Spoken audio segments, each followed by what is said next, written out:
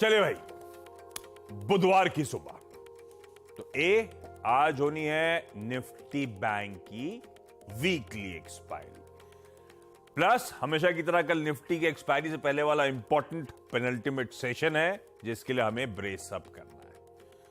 आज से आरबीआई की जो मॉनेटरी पॉलिसी कमेटी है एमपीसी, उसकी 3 दिवसीय बैठक की शुरुआत होगी। फ्राइडे को सुबह 10 बजे क्रेडिट पॉलिसी आउटकम आ जाएगा। अच्छा, ग्लोबली आगे के सेंट्रल बैंकर्स के रुख पर फोकस है, तो उस कड़ी में important ECB president Christine Lagarde की एक स्पीच लाइंड अप है। एफओएमसी मेंबर्स, कई सारे एफओएमसी मेंबर्स, फेड के, उनकी भी आज भाषण, उनकी भी आज स्पीचेस है, तो ये सब इंपॉर्टेंट होगा। आज ओपेक प्लस की मीटिंग शेड्यूल्ड है। क्रूड बहुत वॉलेटाइल, 96, 97 करेक्ट होकर 90, 91 वापस इंचअप करने की कोशिश। उस बीच ओपेक प्लस की आज बैठक। आज सुबह तड़के सुबह 10:30 बजे कैबिनेट और सीसीईए की भी मीटिंग शेड्यूल्ड। ये सारा एक्शन आज कैप्चर करना है। और एशिया में चाइना आज फिर छुट्टी मना रहा है। नेशनल डे था उसका संडे को, लेकिन दरअसल पूरे हफ्ते वो छुट्टी मनाएंगे। खैर, वो छुट्टी मनाएंगे, हमें तो काम करना है, काम पे कर लिया जाए फोकस। और कल हफ्ते की जो शुरुआत हुई थी, काफी खराब ग्लोबल क्यूज के बीच में शुरुआत हुई थी। दिक्कत वाली शुरुआत थी पर बुरी नहीं थी, क्योंकि जिस तरह से गिफ्ट निफ्टी इंडिकेट कर रहा था 100-125 पॉइंट का दबाव के साथ हम कामकाज करेंगे, लार्जली उसी बैंड में दिन भर कामकाज हुआ। खुलने के बाद एडिशनल प्रेशर नहीं आया, आधे % के आसपास की कमजोरी के साथ हम टिके हुए नजर आए सेशन की क्लोज पे। और इसके, ये तो लार्ज कैप्स की कहानी थी, इसके beyond mid caps, small caps, ऐसे क्यूज के बीच में हरे निशान में बंद हुए। ब्रेथ आपकी स्क्रीन पर थी, लार्जली 1:1 का रेशियो, इवनली पॉइज्ड, तो सब ठीक था, चंगा सी। पर यह कल की कहानी है। आज फिर से कुछ समीकरण बदलते हुए, वो मराठी में कहते हैं अता माझी सटकली, तो इक्विटी सुन नहीं रहा था बॉन्ड्स की, डॉलर्स की, तो और गुस्सा हो गए। एक बार रखिए यूएस की इस समय की बॉन्ड यील्ड्स 10 साल की 4.8 के पार। कल हम लोग 4.7 पे चिंता कर रहे थे और 10-12 बेसिस पॉइंट्स इंचअप कर गई ओवरनाइट। डॉलर इंडेक्स वहीं 107 के आसपास डटा हुआ नजर आएगा आपको, और इसका खामियाजा इवेंचुअली इक्विटीज रियलाइज कर रही हैं। इक्विटी अब घबरा गया है। लाइए जरा यूएस के कल के मार्केट्स। कल तीनों बेंचमार्क्स खासे प्रेशर में, 1.25% से 1.25% का दबाव। हम डाइजेस्ट करके गए थे यूएस के फ्यूचर्स उस समय फ्लैट, बिल्कुल फ्लैट, हरे और लाल के बीच में झूल रहे थे, और एक्चुअल सेशन 430 पॉइंट डाउ उड़ गया, और बाकी के बेंचमार्क्स आपकी स्क्रीन पर। आज सुबह के फ्यूचर्स वापस पस्त पड़े हुए। तो इस तरह से कुछ और डाइजेस्ट किया था, किस तरह की पिटाई हुई, वही रीजन है कि एशिया आपकी स्क्रीन पर रख दूंगा सब दबाव में, और गिफ्ट निफ्टी इंडिकेट कर रहा है कि हम फिर से कल सुबह भी ये इंडिकेशन थे 125 पॉइंट के, आज फिर 125 पॉइंट और गिरावट के साथ शुरुआत होने के इंडिकेशन आते हुए। ऐसे में ये ग्लोबली हो क्या रहा है, ये बॉन्ड वॉन्ड ऐसा क्यों भागे चले जा रहा है, यील्ड उसकी क्या चल रहा है। नीरज जी बगल में बैठे हैं, इस ग्लोबल क्यूज को पर्सपेक्टिव में रखने के लिए। इंपॉर्टेंट है आज ग्लोबल संकेत हमारे लिए, दिन पर दिन चिंताएं बढ़ती चली जा रही है। वीरू ऐसे में बताएंगे कैसे निफ्टी बैंक पर स्ट्रेटेजाइज करना है, कैसे आज पेनल्टीमेट सेशन की तैयारी करी जाए, और हर्षदा बताएंगी सारे इंपॉर्टेंट स्टॉक्स से news. Neeraj ji, good morning. कैसन बा यार, कैसन बा वाला शो बड़ा अच्छा था, ये कौन सा था वो भूल गया मैं। मुंबई में काबा कैसन बा अभी मूड, कैसा? बॉन्ड मार्केट में बहुत तूफान बा दुनिया भर में, उसकी वाकई सटक गई है ग्लोबली। क्या प्राइसिंग कर रहा है, क्या हो गया? देखिए, वो प्राइसिंग एक हाइक तो नवंबर वाली हम मान के चल लिए, अभी मल्टीपल हाइक। अभी वो चार्ट अभी मत दिखाओ, अभी वो दिखा दूंगा आपको, थोड़ा सा दिक्कत में डालूंगा मैं। कल जो है, कल बॉन्ड यील्ड क्यों अचानक से फिर से सर्ज हुई, मतलब डेली सर्ज हो रही। कल का ट्रिगर ये था कि जो जोल्ट का नंबर आता है, जॉब ओपनिंग्स वाला, तूफानी नंबर आया है, दबा के नौकरियां हैं वहां पे, 9,60,000 न्यू ओपनिंग्स। तो जो जॉब का चार्ट ऐसे गिर रहा था, वो लास्ट मंथ उनको ध्यान होगा ऐसे थोड़ा सा ऊपर गया था, अभी शार्प ऊपर गया है। तो टोटल नंबर 6,90,000 नई जॉब हुई। अब 9.61 मिलियन जॉब्स ओपनिंग है वहां पे। मतलब हर आदमी के पास भर्ती वाले आदमी नहीं मिल रहा उनको, 1.7 एक पे पौने 1.7 नौकरियां। यस। सही है। तो जब जॉब मार्केट इतना ऐसी स्ट्रांग है, नौकरियां हो तो आप ऑफिस में भी सीना तान के घूमते रहो, घूम ही रहे हैं वहां उखाड़ लो जो उखाड़ना है। पे, घूम रहे हैं वहां पे। हिंदुस्तान में पिक्चर ही अलग है। वहां के यूनाइटेड ऑटो वर्कर्स हड़ताल में, हाँ। पैसे बढ़ाओ मेरे वरना मैं काम पे नहीं आऊंगा। तो सीना तान के घूम ही रहे हैं वहां पे। और इसी वजह से कल फिर से एक सर्ज आया, और ग्लोबली आया ये, ऐसा नहीं खाली यूएस में, जापान में देखिए, कनाडा में देखिए, यूरोपियन देखिए देशों में, तो सब जगह आया। तो अब आप देखिए बॉन्ड यील्ड 2 साल वाली तो 5.15 पे आ गई है। जो मोस्ट ट्रैक्ड है 10 ईयर्स वो 4.8, ये इन्वर्स होने के आसपास पहुंच गई यील्ड। 2 साल की आप देखिए, 10 साल की देखिए, आप 30 साल की देखिए, सारी बॉन्ड यील्ड जो है पलटती दिख रही। तो इसकी वजह से अमेरिका मार्केट में कल एक अच्छा सेल ऑफ आया इक्विटीज़ में, सब गिरे, खूब दबा के गिरे, और आईटी थोड़ा सा रेजिलिएंट था वो भी कल खूब गिरा। तो कुल मिला के मार्केट की अब चिंता ये है कि फेड क्या करेगा, किस तरीके से वो अपने आप को सस्टेन करेगा। वीरू के लिए ये है कि दोनों S&P ने अपना 200 DMA तोड़ा है और डाउ ने अपने पूरे साल के गेंस गंवा दिए हैं। कल रसल ने गंवाए थे, आज डाउ ने भी गंवा दिए हैं।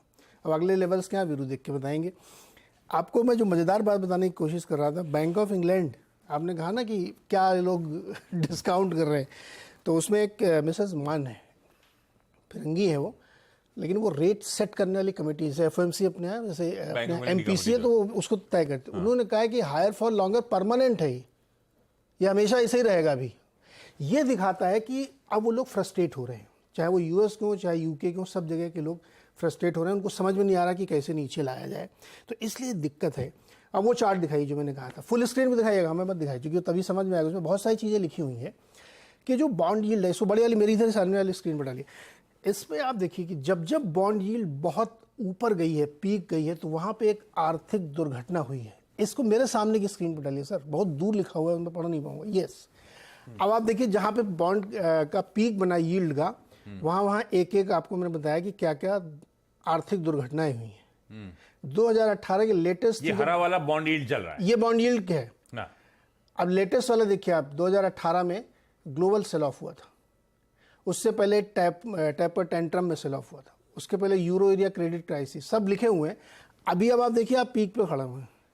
आई विश कि मैं गलत पढ़ूं, लेकिन ये चार्ट ये दिखाता है कि कोई ऐसी दुर्घटना हो सकती है फाइनेंशियल मार्केट में जो आपको दिक्कत में डालेगी। अब हिस्ट्री को जो लोग मानते हैं, चार्टिस्ट लोग, कि हिस्ट्री देख के चार्ट से पता लगता है, तो ये चार्ट को देखिए आप लोग, समझिए। मैं बार बार वार्न कर रहा हूँ कि ग्लोबल बॉन्ड मार्केट बहुत ख़राब स्थिति में। तो खैर अब आइए इस वापस चार्ट से, वरना लोग ज़्यादा डर जाएंगे।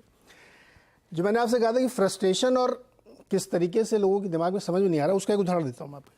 यूएस का इकोनॉमिक ऑप्टिमिज्म इंडेक्स 11 साल के लोस पे चला गया है। उसका नंबर आया है, जो इंडेक्स नंबर है 6.3, जो 43 पॉइंट था लास्ट मंथ, अक्टूबर में इतना आया है।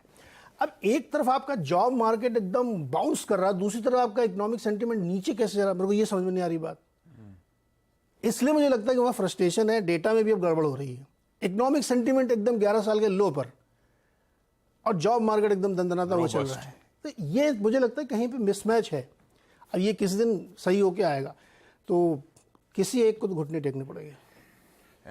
मुझे पता है, ये आपका ये दिखाइए फिर से हरी वाली ये चार्ट, इसमें ये क्राइसिस वो क्राइसिस, ये वाले क्वेश्चन मार्क का क्राइसिस है, कनाडा क्राइसिस, इंडिया से पंगा लेके। हाँ तो हो सकता है, वहाँ भी महंगाई बहुत है, बॉन्ड यील्ड बहुत है। ठीक है, तो भाई मस्ती बात अपनी जगह, ग्लोब दिक्कतों में है, यूएस ने सबका मूड बिगाड़ दिया है, संभले नहीं संभल पा रहा वहां का मामला। बॉन्ड यील्ड लगातार इंचअप कर रही है, डॉलर इंडेक्स तो वहीं का वहीं 10 का 10 है, सब कंसर्न्स माउंट हो रही हैं आगे के फेड के कदमों को लेकर। और अब तो जो वर्ड सब ठंडे बस में चला गया था, मंदी, रिसेशन, अभी तो ऐसा लग रहा है पायलट साहब हार्ड और सॉफ्ट लैंडिंग जगह इजेक्ट करके भाग ना जाए। तो जाने कहा जाएगा प्लेन। ऐसे में भाई वीरू के पास चला जाए। वीरू 130 135 अंकों का गैप डाउन कल, ठीक है कमजोर था, इन्हीं संकेतों के बीच में। एक तो कल के मार्केट्स की रीडिंग क्या, और अब इस तरह का अगर मीनिंगफुल गैप डाउन की फिर तैयारी कर रहे हैं हम, तो जिस पैच को हिट कर रहे होंगे वहां पे हमारी स्ट्रैटेजी क्या? आशीष, गुड मॉर्निंग। हालांकि जो नीरज जी ने कमेंट्री यूएस मार्केट पे कर दी वो अपने आप में काफ़ी थी, लेकिन वहाँ की विकट स्थिति को समझने के लिए अगर आपको एक चार्ट को बहुत करीब से देखना हो तो प्लीज़ आप डाउ जोन्स के चार्ट को वीकली पे कन्वर्ट कर लीजिए और हिस्टोरिकली जब जब स्थिति यूएस में खराब हुई है वो कैसे रिएक्ट करता है। अब पैनिक वाली स्थिति में डाउ जोन्स एंटर कर चुका है। वीकली चार्ट्स पर बहुत बड़ा डिस्टर्बेंस यूएस में आ चुका है। खैर, अब बात करते हैं इंडियन मार्केट्स की। कल मेरी अप्रोच थी आशीष की वीक स्ट्रक्चर है, कोलैप्स होंगे हम, it's sell and rise, but sell and rise. इस गैप डाउन को थोड़ा सा केयरफुली हैंडल करिएगा। एक सब्सटेंशियल गैप डाउन के बाद पैसा नहीं बनेगा, और हुआ भी ऐसा। हम कोलैप्स नहीं हुए। मेरा एक पॉइंट था आशीष 477, इसके नीचे तक जब तक ना जाएं फर्दर शॉर्ट की अपॉर्चुनिटी डे में नहीं मिलेगी, और 478 इंट्राडे लो था। PSU bank index day high पे क्लोज हुआ, उसने निफ्टी बैंक को शॉर्ट करने का स्कोप खत्म कर दिया। जहां पे खुले वही 100 वेमा था, और वहां से अगर आप देखें आप डे हाई की तरफ चले गए। तो आज का मैसेज ये है कि आप अब 50 डेमा के नीचे निफ्टी पे ट्रेड करना शुरू कर देंगे। That means for a positional short ये एक बहुत अच्छा ग्रिप लेने का वक्त है। एफआईएस ने बहुत स्ट्रांगली इस बाजार पे अपनी शॉर्ट्स की ग्रिप ले ली है आशीष। कल के स्टैट्स को देखिए, कल ह्यूज सेलिंग। कल के मार्केट की अगर आप फिगर्स को देखें आशीष तो लगभग कैश मार्केट में उन्होंने माल बेचा 2034 करोड़ रुपए का, 1361 करोड़ रुपए की डीआईएस की बैंक थी, 1839 करोड़ का स्टॉक फ्यूचर बेचा। कॉल लॉन्ग पे कॉल शॉर्ट काफी है, पुट लॉन्ग करीब 3,84,000, 2000 करोड़ रुपए का स्टॉक फ्यूचर बेचा। निफ्टी बैंक में आशीष 19,000 कॉन्ट्रैक्ट शॉर्ट, और आप समझ लीजिएगा कि एफआईएस के जो नेट शॉर्ट है आशीष वो अब 85,000 कॉन्ट्रैक्ट। डायरेक्टर साहब पहले वो डायग्राम लिखाइए ना एफआईएस का प्लीज। 85,000 कॉन्ट्रैक्ट शॉर्ट हो गए हैं। ह्यूज, मतलब उन्होंने एक बहुत स्ट्रांग ग्रिप ली है शॉर्ट साइड पे आशीष, और कोई कवरिंग के नामो निशान नहीं है। ये देखिए, और 50 डेमा के नीचे आपका स्ट्रक्चर भी वर्ल्ड मार्केट के साथ पार्टिसिपेट करने को तैयार होगा। कॉल राइटर्स क्या है, जो पहले 19,800 पे था लास्ट शुक्रवार तक, अब वो नीचे आ गया है। वो 19,700 पे पहले आया और कल 19,600 पे आ गया है। 19,600 का आउटस्टैंडिंग वाई ऑलमोस्ट 1 करोड़ हो गया है। पुट राइटर्स के पास कन्विक्शन नहीं है, 19,500 को रीड करने का कोई मतलब नहीं है। आप मेरी अप्रोच करेंगे, देखिए अगर आप शॉर्ट हैं, पोजिशनली आपने शॉर्ट लिया है या कल भी हायर लेवल्स पे शॉर्ट गए, तो शॉर्ट रहिए। आपके लिए आज का दिन अच्छा है। बट जिस प्रकार के कॉल राइटर्स 19,600 पे प्लेस्ड है, 19,700 पे प्लेस्ड है, 19,800 पे प्लेस्ड है, क्लियर मैसेज यही है, बेस्ट सेल हायर लेवल्स पे होगा, गैप डाउन के बाद नहीं। सेल का लेवल्स क्या होगा, रेजिस्टेंस लेके आइए 19,578, 610, इस ट्रेजेक्टरी तक आप कंफर्टेबली शॉर्ट कर सकते हैं। और आज अगर हम 477 के नीचे यानी कल के लो के नीचे सेटल हो गए तो 610 पे अपना पोजिशनल स्टॉप लॉस भी लगा दीजिएगा और शॉर्ट रहिएगा, और शॉर्ट को कैरी भी कर सकते हैं आप। बट आशीष 477 के नीचे 379, 343, 310 तक का स्कोप खुल चुका है। निफ्टी बैंक अगेन यहां पर मैं शॉर्ट की आज राय नहीं दूंगा इतने बड़े गैप डाउन के बाद। क्यों? निफ्टी पीएसयू बैंक इंडेक्स कल डे हाई पे क्लोज हुआ। 44,000 ऑप्शन बेस है, 44,250 पे 100 डे एक्सपोनेंशियल मूविंग एवरेज है। तो यहां पर भी जो सेल होगा आशीष वो कॉल राइटर्स की ट्रेजेक्टरी में होगा। RS1, RS2 पे सेल कीजिए, ना कि बेस के आसपास। बैंक निफ्टी पे गैप डाउन के बाद शॉर्ट नहीं है। हालांकि जो पोजिशनली शॉर्ट थे हायर लेवल्स पे, उनके लिए व्यू यही है कि एक बार फिर से शॉर्ट पे ग्रिप लेनी हो तो रेजिस्टेंस के आसपास लीजिए। निफ्टी बैंक गैप डाउन के बाद शॉर्ट नहीं है। हाँ, 44,020 ऑन द डाउन साइड अगर क्रैक हो जाए, ये जो लेवल मेंशन है, तो 43,857, 43,640 की ट्रेजेक्टरी खुल जाएगी। आशीष निफ्टी बैंक का आज का वेडनेसडे का अप्रोच लेवल्स आपकी स्क्रीन पर। क्विकली हर्षदा के पास चला जाए और समझे जाएं सारे important stocks in news. Harshada, good morning. Good morning Ashish. HDFC bank radar पर रहेगा। कंपनी ने ऑफ कोर्स मर्जर के बाद मैनेजमेंट में बड़े रीजेग अनाउंस किए हैं। तो रिटेल बिजनेस और मॉर्गेज बिजनेस के लिए नए हेड्स अपॉइंट किए गए हैं। डिजिटल बिजनेस के लिए एक नया सीईओ अपॉइंट किया गया है। तो बड़े बदलाव है और कंपनी बेसिकली अपने बेस को और मजबूत करना चाहती है और रिटेल फुटप्रिंट को बढ़ाना चाहती है। उसी पर्सपेक्टिव से दरअसल ये रीजिंग को पढ़ना चाहिए। आईडीएफसी बैंक जो सीएनबीसी आवाज कल दोपहर में आपको खबर दे भी रहा था कि कंपनी क्यूआईपी लॉन्च करेगी, वो दरअसल कल देर शाम लॉन्च हो चुका है। 3,000 करोड़ का ये QIP है, बेस साइज 2,000 करोड़, ग्रीन शू ऑप्शन 1,000 करोड़ और इंडिकेटिव जो प्राइस है वो कल की क्लोजिंग प्राइस से करीब 4% के डिस्काउंट पर 90 रुपए 25 पैसे तय की गई है। तो वो स्टॉक आप रेडार पर रखेंगे। इसके अलावा आप फोकस करेंगे आज जो Q2 के अपडेट्स आए हैं। कुछ ही देर पहले बजाज फाइनेंस का Q2 अपडेट आया, जहां पर सेकंड क्वार्टर में कंपनी कह रही है नए लोगों की जो बुकिंग है उसमें 26% का इजाफा देखने को मिला है। एसेट्स अंडर मैनेजमेंट नियरली 33% बढ़ते हुए इस क्वार्टर में और AUM सेकंड क्वार्टर करीब 20,100 करोड़ के ऊपर निकलते हुए दिखाई दे रहे हैं। Q1 में नेट लिक्विडिटी सरप्लस था और ओवरऑल ये नंबर्स अच्छे हैं। एवेन्यू सुपरमार्ट के केस में स्टैंडअलोन रेवेन्यू फ्रॉम ऑपरेशंस जो है वो 12,308 करोड़ पर आए हैं और नंबर ऑफ स्टोर्स 336 पर है। वेदांत का भी बिजनेस अपडेट आया है, जहां पर एल्यूमिनियम प्रोडक्शन 2% बढ़ा है, लेकिन माइंड मेटल प्रोडक्शन में 1% की गिरावट है। ओवरऑल पावर सेल्स में 12% का एक अपटिक देखने को मिला। In fact Catholic Syrian Bank, South Indian Bank, Bank of Maharashtra, इन सब कंपनियों पर भी आपकी नजरें होनी चाहिए क्योंकि इनके भी Q2 के अपडेट्स आए हैं। नेस्ले जो आप मेंशन कर रहे थे हेडलाइन में, बोर्ड बैठक 19 अक्टूबर को होने वाली है और स्टॉक स्प्लिट पर दरअसल कंपनी विचार करती हुई दिखाई देगी। तो वो भी एक स्टॉक आप रेडार पर रखेंगे। रखिए इन स्टॉक्स को रडार पे। क्विकली छोटा सा ब्रेक के उस पर आज का इवेंट्स कैलेंडर और commodity strategies.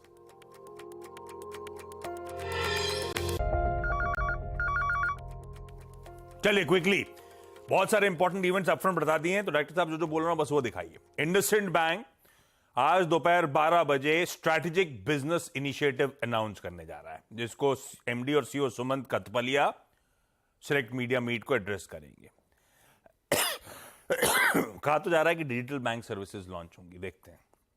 Cholamandalam finance investment, आपको याद हो QIP और CCDs करे थे, आज इश्यू प्राइस तय होगा, बोर्ड मीटिंग है। अपडेटर सर्विसेज की लिस्टिंग 300 रुपए इश्यू प्राइस, 2.9 टाइम से IPO सब्सक्राइब हुआ था। कल ऑस्ट्रेलिया का इंटरेस्ट रेट डिसीजन आया, पॉज था। आज न्यूजीलैंड की बारी है, देखते हैं क्या निकल कर आता है। US में factory orders, crude oil inventories वगैरह छोड़ देते हैं। मॉनसून, IMD कह रहा है आज और कल के बीच में मॉनसून महाराष्ट्र से विड्रॉल शुरू हो जाएगा। UK के वीजा, स्टूडेंट और टूरिस्ट वीजा आज से महंगे हम सब के लिए। इलेक्टोरल बॉन्ड्स, आज से विंडो खुलेगी। आप भी चाहें किसी पॉलिटिकल पार्टी को पैसा डालना तो आप डाल सकते हैं। SBI की 28 ब्रांचेस में ये पैसा डाला जा सकता है, आपकी मर्जी। गूगल का इवेंट है मेड बाय गूगल, जिसमें आज सारे लेटेस्ट प्रोडक्ट नए इंट्रोड्यूस करे जाएंगे। एक इमेज स्क्रीन पर रखता हूं। आज वर्ल्ड एनिमल डे। हमें तो 3 ही जानवरों से मतलब है, बुल्स, बियर्स हमेशा होते हैं और हम रिटेल बीच में वो जो स्लॉटर हो जाते हैं, तो ये वर्ल्ड एनिमल डे सेलिब्रेट होना है आज। और क्रिकेट का वर्ल्ड कप, अरे भाई साहब कल से पहला मैच, लेकिन आज है कैप्टन्स डे। सारे कैप्टन पहुंचेंगे स्टेडियम और आज शाम को 7 बजे नरेंद्र मोदी स्टेडियम में वर्ल्ड कप ओपनिंग सेरेमनी। जिनके पास कल के इंग्लैंड न्यूजीलैंड का मैच है पहला, जिनके पास वो पास है वो आज जा सकते हैं देखने के लिए, उनके लिए एडेड बोनांजा। आशा भोसले, श्रेयस घोषाल, अरिजीत सिंह, रणवीर सिंह, ना जाने कौन कौन सब मिलेंगे आपको। बढ़िया है, सबसे बढ़िया टिकट तो ये, अगर इंडिया पाक नहीं मिला तो ये ले लेना था टिकट। ये सही है। अच्छा, कमोडिटी स्ट्रैटेजी से आज छोड़े जा रहा हूं, दिखाइए जरा स्क्रीन पे। आज की स्ट्रैटेजीज आई हैं अजय केडिया कमोडिटीज की तरफ से। सोना खरीदना है 56,600 का स्टॉप, कच्चा तेल खरीदना है 70 to 80 के स्टॉप के साथ। बाकी के लेवल स्क्रीन पे छोड़े जा रहा हूं 128 पॉइंट नीचे गिफ्ट निफ्टी के संकेतों के साथ। मॉर्निंग कॉल में इतना ही, ब्रेक के उस पार सीधा सौदा।